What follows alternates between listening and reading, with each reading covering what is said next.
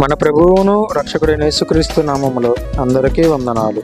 ఈరోజు దేవుని వాక్యం, నేను ప్రేమించు వారందరినీ గద్దించి శిక్షించుచున్నాను గనుక నీవు ఆసక్తి కలిగి మారు మనస్సు పొందుము. ప్రకటన గ్రంథము 3వ అధ్యాయం 19వ వచనం.